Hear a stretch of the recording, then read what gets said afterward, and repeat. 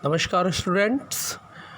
और आज सभी लोगों का स्वागत है। Welcome to Madhur sir GS classes.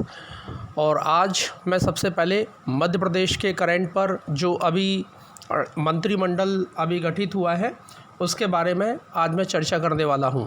तो वहां से हमारे कुछ सवाल आ सकते हैं, कुछ बेसिक जानकारी भी मैं मंत्रिमंडल के बारे में आपको देने वाला हूं। कम से कम 6-7 प्रश्न वहां पे रहेंगे।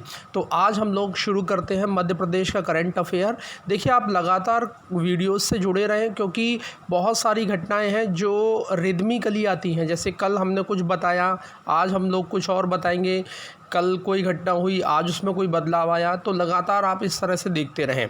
ठीक है भाई। तो आज मैं शुरू कर रहा हूँ मध्य प्रदेश के महत्वपूर्ण करंट अफेयर के बारे में जो हमारे बेसिक नॉलेज को पूरा करेंगे और हमारे लिए अत्यंत आवश्यक है।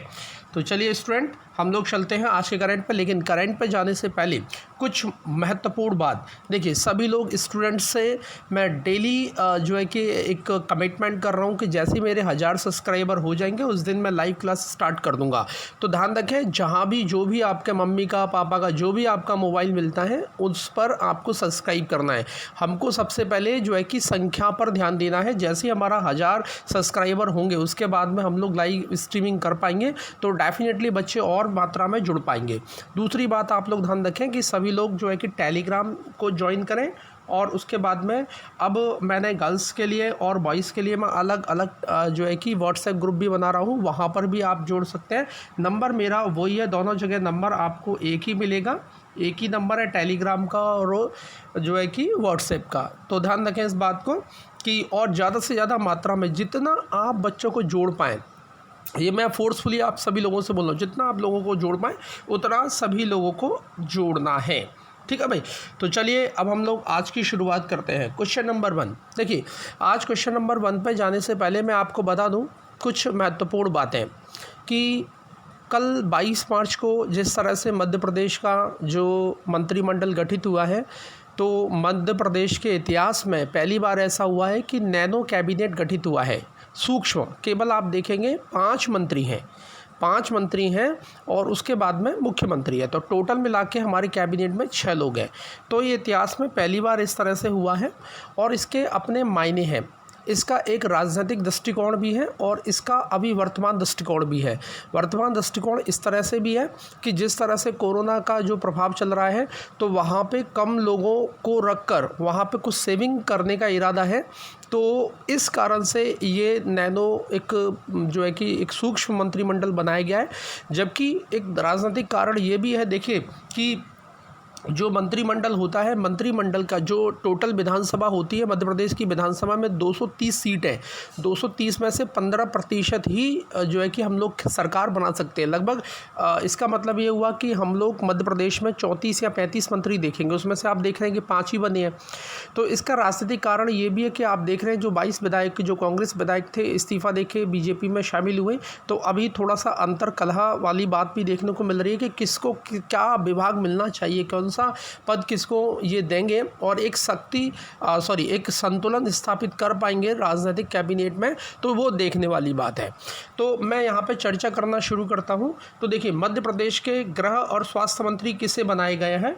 तो यहाँ पे आप देखेंगे मध्य प्रदेश के गृह और स्वास्थ्य मंत्री बनाए गए हैं नरोत्तम मिश्रा।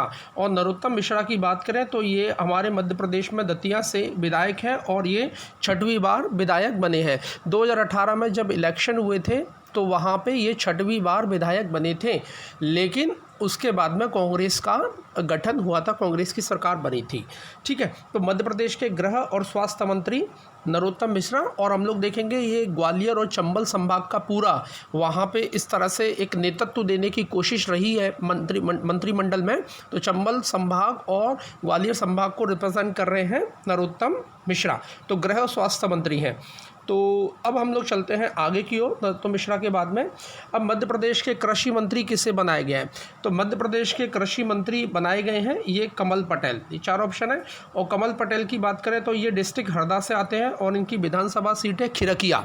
तो खिरकिया विधानसभा सीट से आते हैं और ये 2018 में जब बीजेपी के विधानसभा के इलेक्शन हुए थे तो 5वीं बार वहाँ पे विधायक बने थे।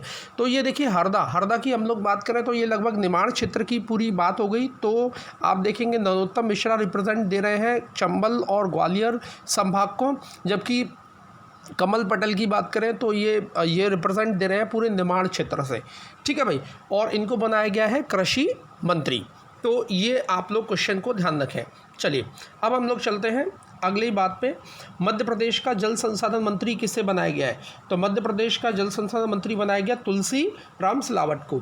तो तुलसी राम सिलावट की अगर बात कर ले तो यहाँ पे मैं कुछ बता दूँ आपको कि तुलसी राम सिलावट जो है कि पहले कांग्रेस पार्टी में थे, तो उसके बाद में फिर ये जो है कि 22 लोगों के साथ में बीजेपी ज्वाइन की थी। ये कांग्रेस पार्टी से आए हैं और ये जो इंदौर की सावेर विधानसभा सीट से जो आते हैं और ये चौथी बार 2018 में जब इलेक्शन हुए थे तो ये चौथी बार वहाँ पे विधायक बने थे।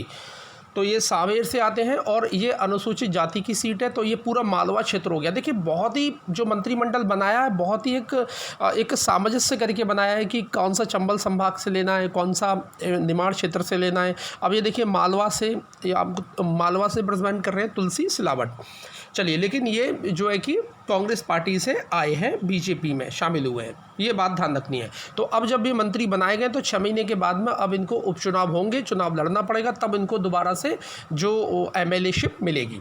चलिए question number next. Madhya Pradesh के सहकारिता खाद्य नागरिक आपूर्ति मंत्री किसे बनाया गया? तो आप देखते हैं कि ये खाद्य नागरिक आपूर्ति मंत्री प्रद्युम्न सिंह तोमर थे, उनके स्थान पर अब इनको बनाया गया और ये भी कांग्रेस पार्टी से बीजेपी में ज्वाइन किए। और गोविंद सिंह राजपूत की बात करें तो सागर की सुर्खी विधानसभा सीट से ये आते हैं और जब 2018 में इलेक्शन हुए थे तो ये तीसरी बार विधायक यहाँ पे बने थे और अभी रिसेंटली जो है कि बीजेपी इन्होंने ज्वाइन की है। तो और पिछली सरकार की बात करें जब कांग्रेस सरकार में भी मंत्री थे और वहाँ पर ये राजस्व परिवहन मंत्री थे, जबकि तुलसी राम सिलावट की लास्ट पिछले जो क्वेश्चन की बात करें तो वो हेल्थ मिनिस्टर थे। ठीक है भाई, तो चलिए ये आप लोग इस तरह से क्वेश्चन ध्यान में रखते चलें। नेक्स्ट पॉइंट, मध्य प्रदेश का आदिम जाति कल्याण मंत्री किसे बनाया गया है? तो 4 ऑप्शन आपके सामने है, तो इसका ऑप्शन भी सही आंसर क्या होगा यहाँ पे देखेंगे, मीना सिंह। और मीना सिंह की बात करें तो मीना सिंह की बात करें तो ये उमरिया की मानपुर विधानसभा सीट से आते हैं और ये हमारे मध्य प्रदेश में सबसे वरिष्ठ आदिवासी महिला मंत्री हैं, इस कारण से इनको रिप्रेजेंटेशन मिला है। तो ये मान के चलिए ये आपको जो है कि बघेलखंड क्षेत्र से रिप्रेजेंटेशन आ गया। गोविंद सिंह राजपूत बुंदेलखंड से आते हैं, तुलसी राम सिलावट मालवा से आते हैं, कमल पटेल निमाड़ से आते हैं और नरोत्तम मिश्रा आपके ग्वालियर चंबल संभाग से आते हैं। तो आदिम कल्याण जो है कि ये मीना सिंह। तो इस तरह से देखेंगे 5 मंत्रियों को शपथ दिलाई गई है और बाकी कैबिनेट जो है कि टोटल कुल मिला के कैबिनेट में 6 लोग हो गए मुख्यमंत्री के साथ में। चलिए नेक्स्ट क्वेश्चन नंबर 6। देश में बिना कैबिनेट के सबसे लंबी अकेले सरकार चलाने वाले मुख्यमंत्री किस राज्य के बने हैं? तो इसका आंसर है एमपी। आप देखेंगे कि 23 तारीख को मुख्यमंत्री के रूप में शिवराज सिंह ने चौथी बार शपथ ली और उसके बाद में 28 दिन तक जो है कि उन्होंने अकेले कैबिनेट को चलाया। ये अपने आप में देश में एक रिकॉर्ड है और 29वें दिन जाके कैबिनेट का गठन किया। इससे पहले ये रिकॉर्ड जो है कि वी.एस. येदियुरप्पा के नाम था, उन्होंने 26वें दिन जाके कैबिनेट का गठन किया था। तो वेरी इंपॉर्टेंट क्वेश्चन स्टूडेंट्स यहाँ पे मिल सकता है अपन को। ठीक है, और इसके पीछे कई सारे मैं रीजंस आपको बता ही चुका हूँ, बहुत सारे रीज़न, राजनीतिक, तात्कालीन, बहुत सारे कारण हैं। चलिए नेक्स्ट अगले बात हम लोग करें कि मध्य प्रदेश कैबिनेट नगर निगम और नगर पंचायतों का कार्यकाल कितने वर्ष बढ़ा दिया है।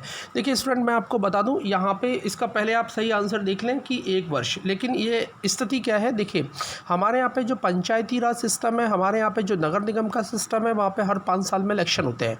अभी देखिए अभी ये कार्यकाल समाप्त हो चुका है दोनों क्षेत्रों का, पंचायतों का भी नगर निगम का भी, लेकिन आप देख रहे हैं जिस तरह से स्थितियाँ ये आपके सामने है कोरोना की, तो वहाँ पे जो राज्य निर्वाचन आयोग है उसने असहमति जता दी है कि अब इस स्थिति में चुनाव नहीं होंगे। तो पिछली कमलनाथ सरकार ने वहाँ पे प्रशासकों की नियुक्ति की थी।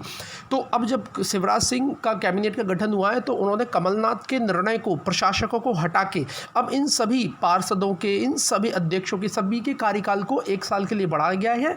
इसके लिए हम लोग देखेंगे मध्य प्रदेश नगर निगम अधिनियम 1956 और नगर पंचायत अधिनियम जो है कि 1961 में कुछ जो है कि संशोधन किया गया है। तो आप ध्यान रखें 1 वर्ष के लिए इन सभी का कार्यकाल बढ़ा दिया गया है। तो चलिए, और बाद बाकी अगर हम लोग बात करें तो मध्य प्रदेश में अगर बात करें तो कितने नगर निगम की हम लोग बात करते हैं, 16 नगर निगम, ठीक है ना, जिसमें उज्जैन को छोड़कर सभी निगमों का कार्यकाल जो है कि समाप्त होने की स्थिति में था। चलिए भाई, अगले क्वेश्चन पे हम लोग चलते हैं स्टूडेंट। चलिए, मुख्यमंत्री कोविड-19 योद्धा कल्याण योजना में बीमा राशि कितनी है?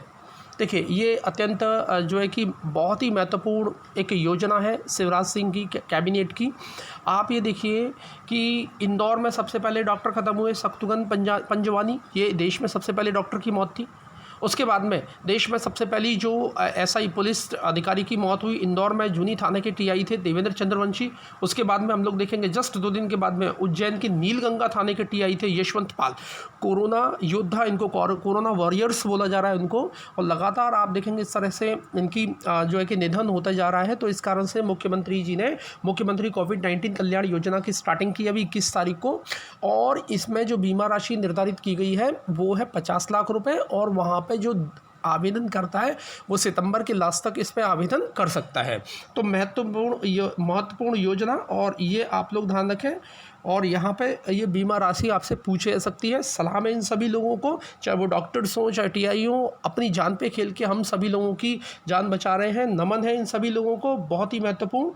चलिए, अगला सवाल हम लोग चलते हैं। मध्य प्रदेश उर्दू अकादमी के अध्यक्ष जिनको हटाया गया है वो कौन है? अजीज कुरैशी, जमान कुरैशी, मोहम्मद कुरैशी, अदनान कुरैशी। देखिए स्टूडेंट, इसका सही आंसर है अजीज कुरैशी। अब देखिए, अब मैंने स्टार्टिंग में बोला था कि लगातार आप वीडियो देखेंगे तो ही आपको लाभ मिलेगा।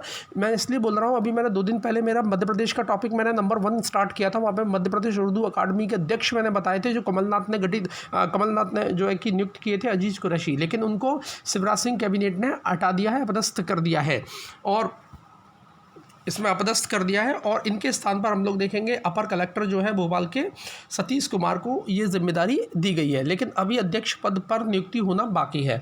तो इस तरह से आप लोग जुड़े रहें, ये बहुत ज़रूरी है कि मतलब टचमेंट होना बहुत ज़रूरी है कि कोई ना कोई खबर कभी कुछ होता है तो उसमें बदलाव होने के आसार हो जाते हैं। जबकि उर्दू अकादमी की बात करें तो 1976 में इसका गठन किया गया था, और बाद बाकी सरकार ने इसको जो है टेक ओवर किया था 2014 में। और इकबाल सम्मान इनका सबसे बड़ा सम्मान होता है जो उर्दू के क्षेत्र में दिया जाता है। चलिए भाई, अगला क्वेश्चन हम लोग देखेंगे कि मध्य प्रदेश मुख्यमंत्री ने किस योजना को दोबारा आरंभ करने का निर्णय लिया है? तो यहाँ पे संबल योजना, कोविड-19 योद्धा योजना, स्वाभिमान योजना, फुलवारी योजना। तो स्टूडेंट, इसका सही आंसर है संबल योजना। संबल योजना को मुख्यमंत्री ने दोबारा से स्टार्ट करने का निर्णय लिया है अभी परसों के दिन। और संबल योजना, सभी लोग जानते हैं कि संबल योजना की जो शुरुआत थी वो 1 जुलाई 2008 में, इसकी जो स्टार्टिंग हुई थी वो 1 जुलाई 2018 में हुई थी। और इसका मकसद था गरीब परिवारों को जो मंथली बिजली का बिल आता है वो 100 यूनिट तक जो कि 200 रुपये तक का उनको देना पड़ेगा। तो ये एक सरल बिजली योजना थी जो शिवराज सिंह ने अब दोबारा स्टार्ट की है। कमलनाथ गवर्नमेंट ने इसको बंद कर दिया था। चलिए भाई, नेक्स्ट, और हम लोग देखेंगे लास्ट का क्वेश्चन है हमारा कि हाल ही में कोरोना के लिए इम्यूनोमॉड्यूलेटर का क्लिनिकल ट्रायल कहाँ पर होगा? ये बड़ी बात है। इम्यूनोमॉड्यूलेटर का एक वैक्सीन है स्टूडेंट, तो इसका क्लिनिकल ट्रायल कहाँ पर होगा? तो इसका स्टूडेंट सही आंसर है भोपाल के एम्स में। तो ये क्या मतलब क्वेश्चन क्या है, क्या डिमांड कर रहा है? तो देखिए, एक इंजेक्शन है, गुजरात की एक दवा कंपनी है कैडिला फार्मा, उन्होंने एक इम्यूनोमॉड्यूलेटर इंजेक्शन बनाया है और जिसकी जो है कि हमारे देश की ICMR है, और जो अमेरिका की जो भारत अमेरिका जो क्लिनिकल ट्रायल पर्सन है उसने मंजूरी दी है। तो क्लिनिकल ट्रायल जो है इस इंजेक्शन का हमारे भोपाल के एम्स में होगा। तो ये बहुत ही महत्वपूर्ण क्वेश्चन है, यहाँ पे ये सवाल आपको मिलने की उम्मीद है। तो इस तरह से हम लोग देखेंगे, ये क्वेश्चंस आपके लिए बहुत ही ज़्यादा ज़रूरी है। ठीक है स्टूडेंट, तो ये हमारे कुछ महत्वपूर्ण क्वेश्चन है, एक बार थोड़ा सा हम लोग देखें, एक बार अगर रिवाइज़ कर पाएँ तो एक बार रिवाइज़ और कर लेते हैं स्टूडेंट हम लोग। चलिए देखते हैं स्टूडेंट क्या इसमें है। देखिए, मध्य प्रदेश का गृह और स्वास्थ्य मंत्री किसे बनाया गया है? नरोत्तम मिश्रा दतिया से विधायक है। मध्य प्रदेश के कृषि मंत्री किसे बनाया गया? कमल पटेल, ये हरदा खिड़किया से विधायक है। मध्य प्रदेश के जल संसाधन मंत्री किसे बनाए? तुलसीराम सिलावट, ये कांग्रेस पार्टी से बीजेपी में शामिल हुए हैं। अच्छा, और ये सावरा से विधानसभा के सदस्य थे, लेकिन इनकी सदस्यता अब चली गई, दोबारा से उपचुनाव में भाग लेंगे। उसके बाद मध्य प्रदेश का सहकारिता खाद्य नागरिक आपूर्ति मंत्री किसे बनाया गया है? तो गोविंद सिंह राजपूत, ये सागर की सुर्खी विधानसभा सीट से, ये भी जो है कि बीजेपी ज्वाइन की है, इनको भी अब उपचुनाव लड़ना पड़ेगा। उसके बाद में आदिम जाति कल्याण मंत्री किसे बनाया गया है? ये मीना सिंह है, और ये मानपुर उमरिया से विधायक है। उसके बाद देश में सबसे लंबा कैबिनेट चलाने वाले अकेले सरकार जो है कि अकेले सरकार चलाने वाले मुख्यमंत्री कौन बने सबसे लंबे समय तक? तो शिवराज सिंह 28 डेज। चलिए नेक्स्ट पॉइंट, अभी मध्य प्रदेश में नगर निगम नगर पंचायतों का कार्यकाल कितने वर्ष के लिए बढ़ा दिया गया है? 1 वर्ष के लिए। मुख्यमंत्री कोविड-19 कल्याण योजना की राशि कितनी है? 50 लाख है। उसके बाद मध्य प्रदेश उर्दू अकादमी के अध्यक्ष बने थे जिनको हटा दिया गया, उनका नाम क्या था? अजीज कुरैशी, देखिए बहुत महत्वपूर्ण। उसके बाद संबल, कौन सी योजना दोबारा शुरू होगी? संबल योजना बिजली क्षेत्र में शुरू होगी। और हाल ही में कोरोना के लिए इम्यूनोमोड्यूलेटर की जो वैक्सीन है उसका क्लिनिकल ट्रायल कहाँ पर होगा? तो ये भोपाल के एम्स में होगा। तो इसी तरह से हम लोग देखेंगे, ये आज के कुछ महत्वपूर्ण सवाल थे। लगातार आप इसी तरह से जुड़ते रहें, लगातार आप वीडियो देखते रहें। चलिए भाई।